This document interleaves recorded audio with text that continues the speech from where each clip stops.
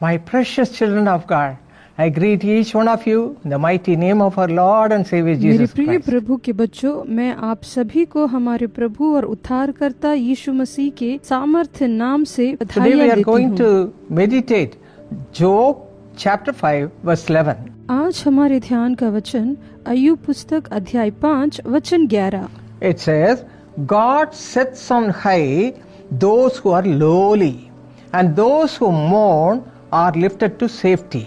इसमें लिखा है, इसी रीति वह नम्र लोगों को ऊंचे स्थान पर बिठाता है और शोक का परिवाह पहने हुए लोग ऊंचे पर पहुंचकर बचते हैं। To whom God will supply this need? किन लोगों की जरूरतों को प्रभु पूरा करेंगे?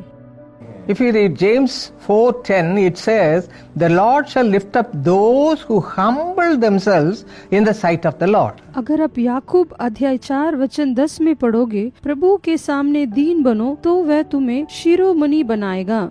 Humility is one of the characteristics of Jesus Christ. नम्रता यीशु मसीह के चरित्र का एक प्रमुख गुण है।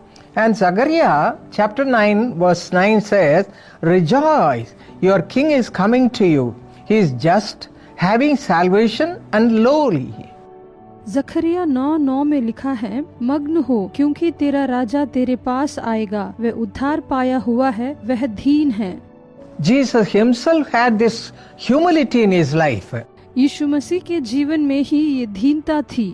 If you read Luke chapter 14 verse 11 and 18:14, it says, he who humbles himself will be exalted. अगर हम लूका अध्याय 14 वचन 11 और 18 वचन 14 में देखेंगे तो जो अपने आप को छोटा बनाएगा वह बड़ा किया जाएगा। Proverbs 15:33 and 18:12 says, before honor is humility. नीति वचन 15:33 और 18:12 में लिखा है कि महिमा पाने से पहले नम्रता होती है। So my friends, let us check up our lives. तो दोस्तों, हमें अपना जीवन जांचना चाहिए। Are we having this divine quality humility? क्या हम में विनम्रता का ये दिव्य गुण मौजूद है? If we humble ourselves, the Lord himself will honor us. अगर हम खुद को दीन करें तो प्रभु खुद हमें सम्मान करेंगे। And the second part of this verse says, he who mourns are lifted to safety. वचन का दूसरा भाग कहता है कि शोक का परिवाह पहने हुए लोग ऊंचे पर पहुंचकर बचते हैं। Yes, in the Bible it says in John 16:20, your sorrow will be turned into joy. हाँ, यूहन्ना पुस्तक अध्याय 16 वचन 20 में लिखा है, तुम्हारा शोक आनंद बन जाएगा। In this world we have to go through many trials and temptations. इस दुनिया में हमें कई परीक्षणों और प्रलोभन से गुजरना पड़ता है। But when we put all our belief or trust in the Lord will do great miracles. लेकिन जब आप आपका भरोसा और विश्वास प्रभु पर रखते हो, वह बहुत बड़े चमत्कार If करते you हैं। read 1 Peter chapter 1 verses 6 and 7, it says, for a little while you have been grieved by various trials. Your faith is tested by fire, may be found to praise, honor and glory. तुमको थोड़े समय के लिए परीक्षणों में पड़कर दुखी होना अवश्य है, ताकि तुम्हारा परखा हुआ विश्वास जो आग में परखे, तब परमेश्वर से प्रशंसा, महिमा और आदर प्राप्त हो। Yes, my beloved ones, you may be in grief today. हाँ मेरे प्रियजनों, आज आप शोक में होंगे। There may be various reasons for that. इसके कई कारण हो सकते हैं, But look to God. लेकिन प्रभु की ओर देखो, Cling on to Him tightly. उन्हें कसकर पकड़ लो, You will receive all blessings from Him. आप उनसे सारी आशीषें पाओगे। Shall we pray right now to be relieved from all our sorrows and troubles of this world?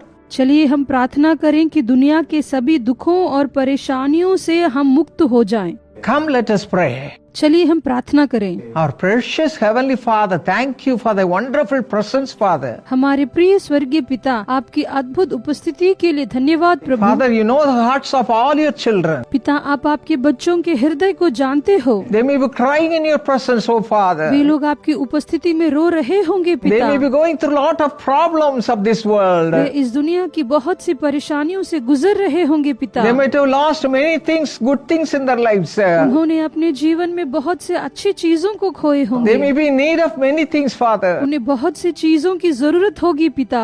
So many people are in financial need. बहुत से लोग आर्थिक सहायता की जरूरत में हैं। They don't know how to come out of उन्हें that. नहीं पता कि इससे बाहर कैसे निकले। Hear the cry of your children. आपके बच्चों की पुकार सुनो। Bring them out of all their suffering, उन्हें उनके सभी कष्टों से बाहर लाइए। all their heartaches. उनकी सारी पीड़ा, Supply all their need in a beautiful way. उनकी सभी जरूरतों को खूबसूरत तरीके से पूरा Let कीजिए। them receive it right now. वे अभी इसे प्राप्त करें। Bless them, Father. उन्हें आशीष कीजिए Give पिता। them all that they उन्हें need. सब दीजिए जो उनकी जरूरत है। Let them rejoice in you. वे आप में आनंद हो जाएं। In Jesus' name we pray. यीशु के नाम से प्रार्थना करते हैं। Amen. आमीन। Precious brother Thomas Matthew and sister Lena Varghese, happy wedding anniversary. Congratulations. God bless you richly and prosper you this year. प्रिय भाई थॉमस मैथ्यू और बहन लीना वर्गीस, विवाह के वर्षगांठ की हार्दिक शुभकामनाएं, बधाई हो। परमेश्वर आपको इस वर्ष बहुतायत की आशीषें और समृद्धि प्रदान करे। According to Joshua 1:5, the Lord says, I'll never leave you, I will never forsake you.